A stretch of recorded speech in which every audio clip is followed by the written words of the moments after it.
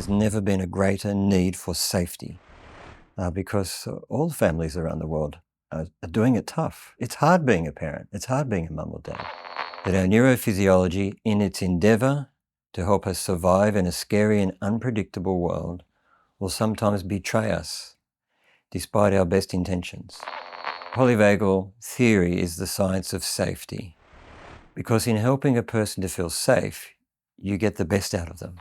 We're really at a pivotal point as well. We're on a threshold of a new revolution in mental health. And these are really the psychedelic 20s that we're about to enter into. 9, 8, 7, 6, 5, 4, 3, 2, 1, 0.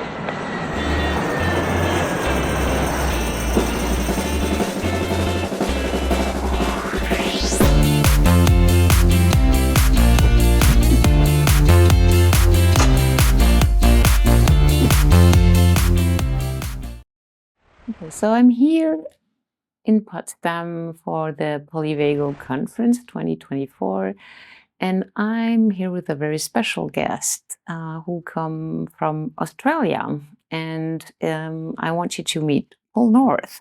Paul North, thank you for being here with us. I'm very pleased to be here. And it's been a long way from where you live. That's about 39 hours on a plane to get here, actually, at a long trip. So I was very surprised to see you, and I'm really taking this opportunity to have a small conversation with you around what you've been doing around polyvagal theory, but your work, and also because it's very special because you're the author of a book for children around polyvagal theory, and it will be the first children book that Quantum Wave Publishing will be publishing. So that's very special. I'm very excited by this. This is a wonderful, wonderful opportunity. And to have this translated into French. I love the French language. I love the French people. So this is very special for me too.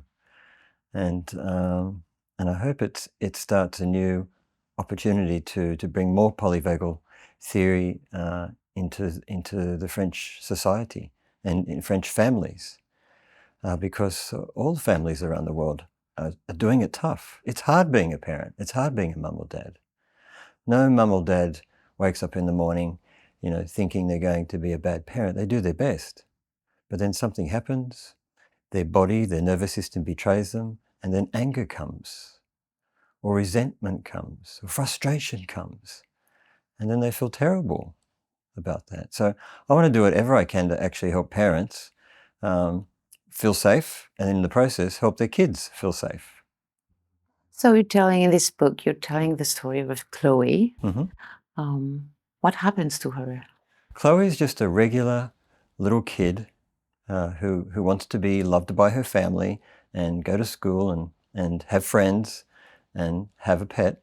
But in the process of her life, her family goes through some stresses, which are pretty typical for people these days, and she becomes very sad.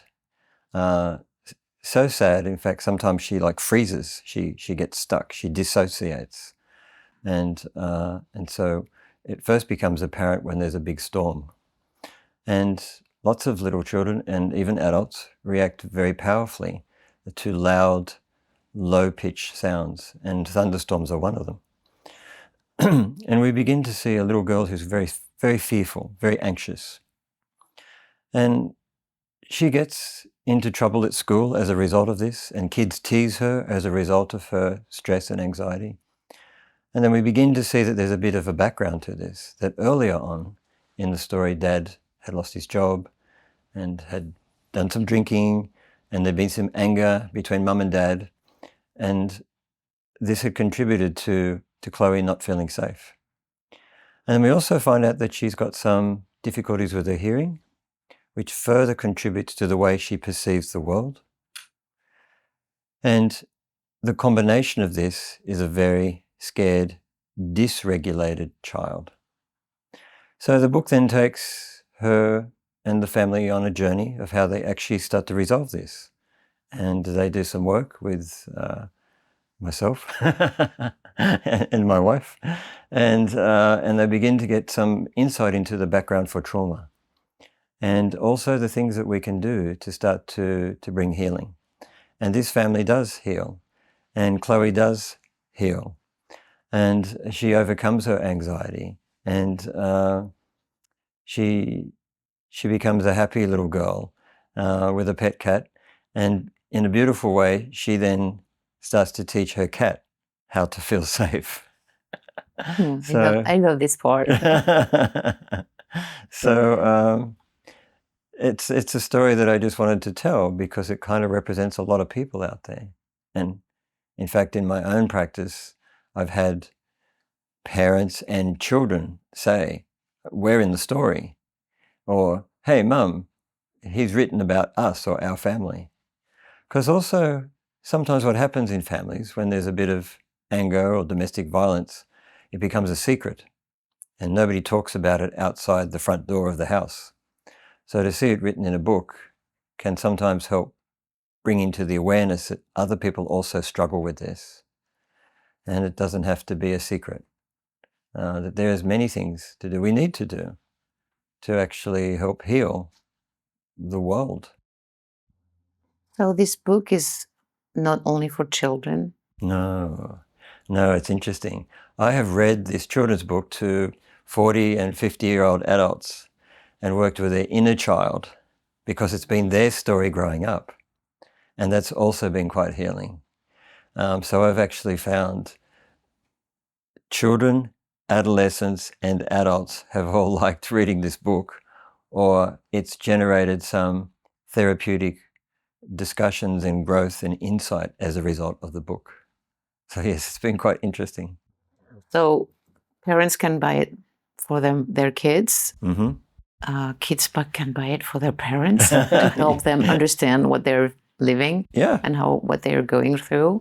Absolutely. Parents can use it to help their children, but also therapists. It's a really interesting tool for therapists who are working both with children but also with adults with inner child. That's what you were saying. Definitely. At the Australian Childhood Trauma Conference in Melbourne in 2022, it was actually one of the most popular books. In fact, it sold out twice because the clinicians bought it. And I've had a lot of feedback from clinicians.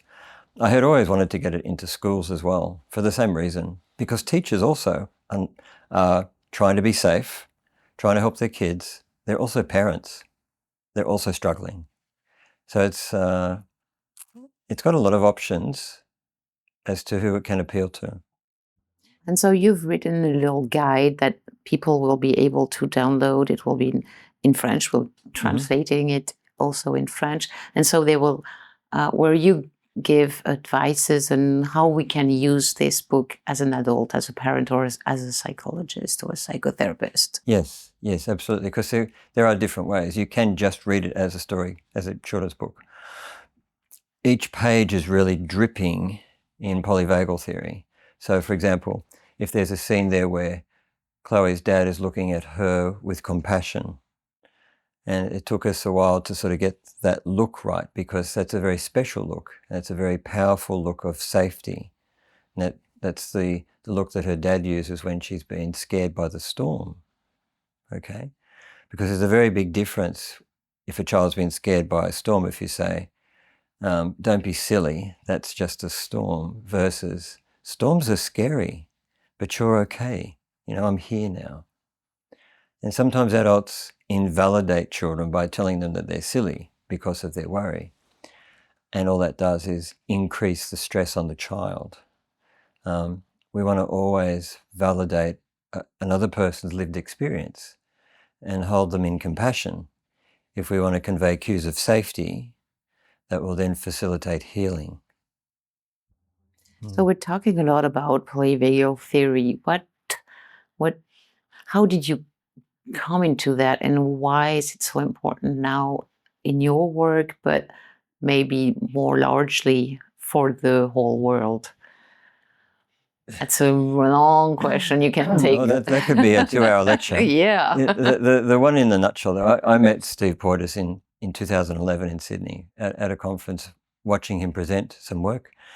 And that was a pivotal moment in my life. It actually changed the way I looked at the world, the way I looked at my clients, and it helped me to understand so many of their behaviors, which up until that point had remained a mystery. So, in essence, polyvagal theory is the science of safety. It's about understanding that our neurophysiology, in its endeavor to help us survive in a scary and unpredictable world, will sometimes betray us, despite our best intentions. Nobody wakes up in the morning and says, today I want to have a panic attack, or today I want to become a drug addict, or today I want to get angry and slap my child. Nobody does this. People are trying to do their best, but something can trigger them. Something can help their neurophysiology to not feel safe, and the reaction that comes from that is something that they then have to take responsibility for, but in that moment it's not their fault. So if we begin to see the world through a lens of polyvagal theory, we get better at identifying cues of threat and cues of safety. And what we're trying to do is help increase the cues of safety, because in helping a person to feel safe, you get the best out of them. So, without getting into the neurophysiology of polyvagal theory, it helps everybody to understand how their body reacts from a moment-to-moment basis on the things that they encounter in their life and what they can do about that. And really, it's the most beautiful gift to the world. I think it's one of the most significant contributions to psychology and to mental health. And I think we're seeing that in the ripple effect, in the applications of polyvagal theory into modern psychology. Mm-hmm. And there's maybe we can take the opportunity of this conversation to talk also about the work you're doing with psychedelics. I was really intrigued by that because, and many people talk about it, but the way you explain it and why it's maybe another big turning point for psychology. Yeah. What is your experience and what have you learned, or what do you want to say about that? So we're really at a pivotal point as well. We're on a threshold of a new revolution in mental health. We're at a brand new point in mental health, on the threshold of something quite remarkable. It's a revolution that's actually unfolding. And these are really the psychedelic 20s that we're about to enter into. In Australia, we've had a new change in the legislation. It's the first time in the world, it's the first place in the world where it's been down-scheduled in our country from Schedule 9, which is illegal, to Schedule 8, which means it can be psilocybin and MDMA can be prescribed by a suitably trained psychiatrist to be used with post-traumatic stress disorder and treatment-resistant depression. And we've developed very specific protocols and very specific training courses. So I'm now trained as a psychedelic-assisted therapist, one of only the first 100 in the country. And we are beginning work in the next few months. Some of the first people have already been seen in Melbourne, which made the news. The beautiful gift that this actually gives people is to change their relationship and their perspective with their depression, with their trauma. It's not a cure. And yet, in as little as 2 therapeutic treatments, we see people's symptoms dissolve. And they're staying resolved for now 2 years since we've administered, which starts to set the framework of a cure.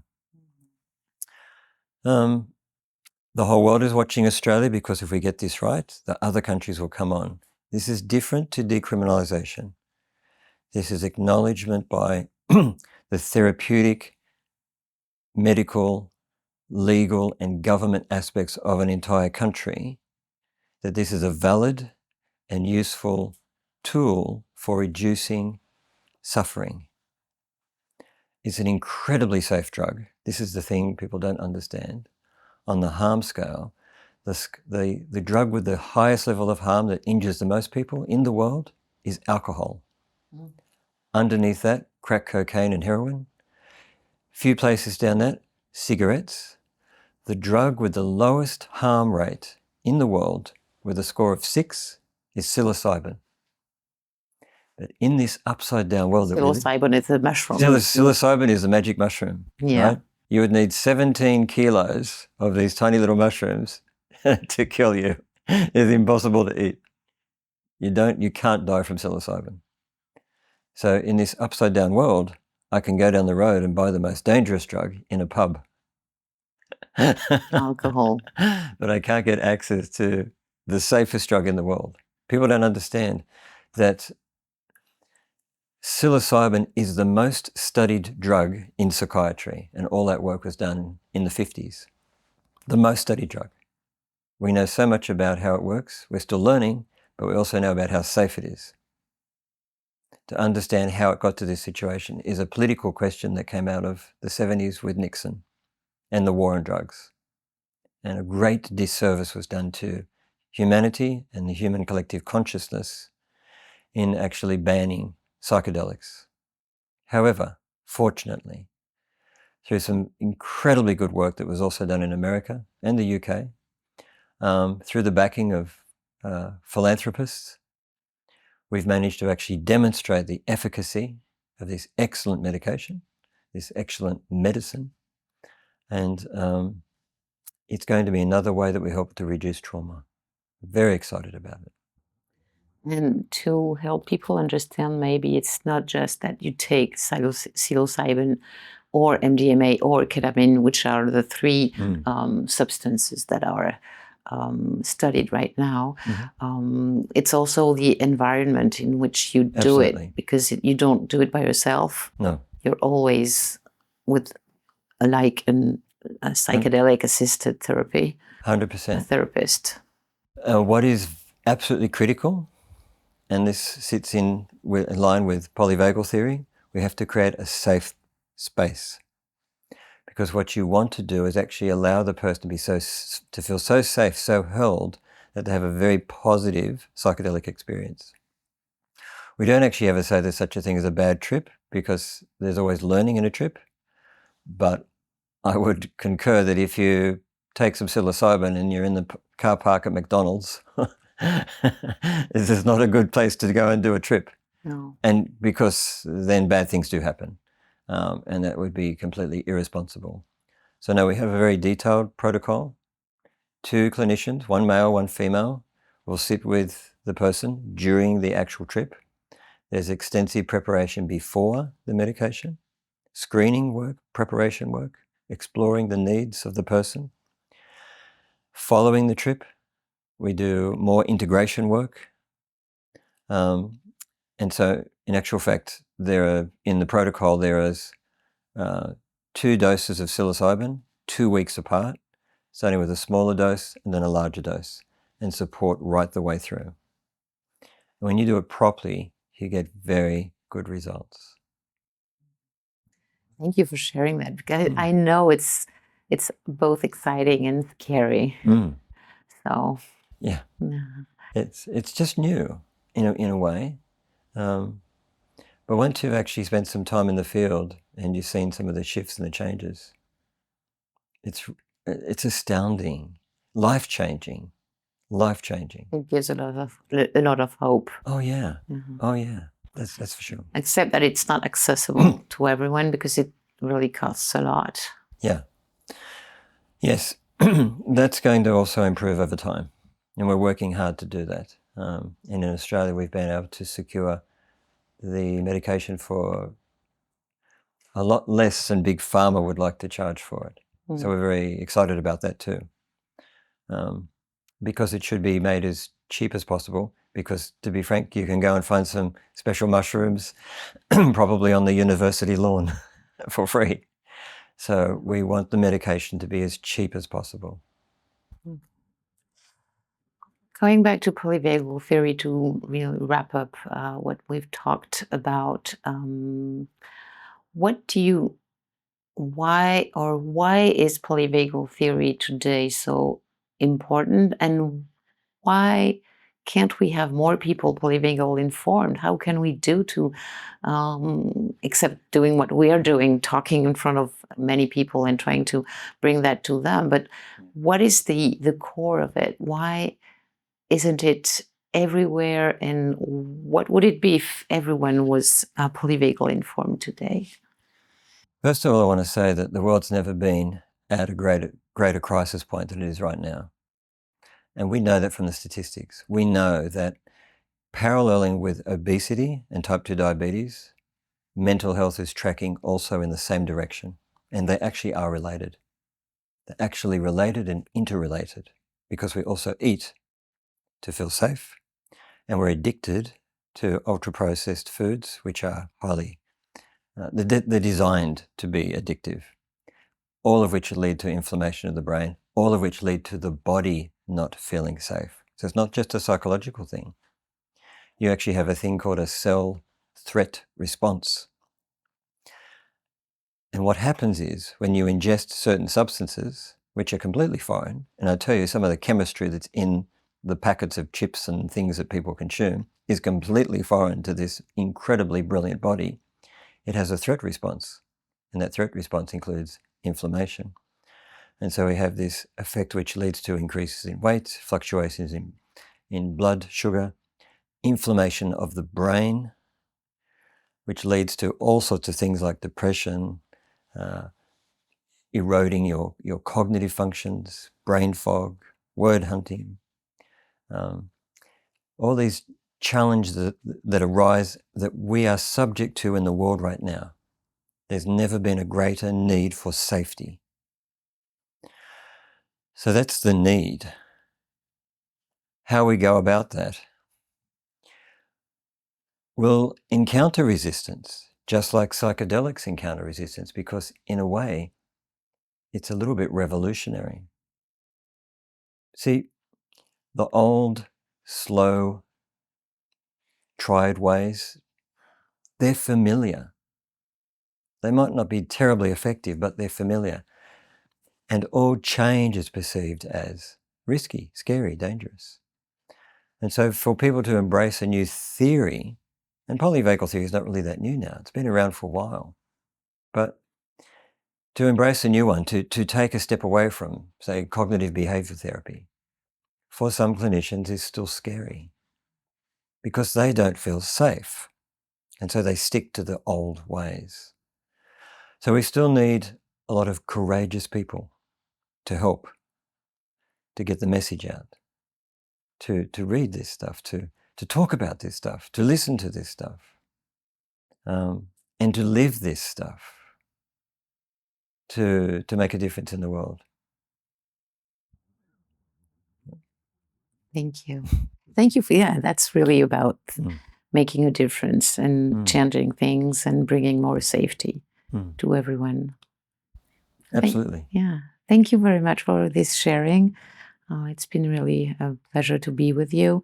So for the people who want to discover Paul's book for children, but also parents and therapists, it will be released in November 2024. And you can find any new information on polyvagal theory on PVI's, the Polyvagal Institute website, or on Quantum Way for the French-speaking people, and on many other certified website or partners. PVI's, search for PVI's partners. It's the way to go. Thank you very much. Thank you, Paul. Thank you.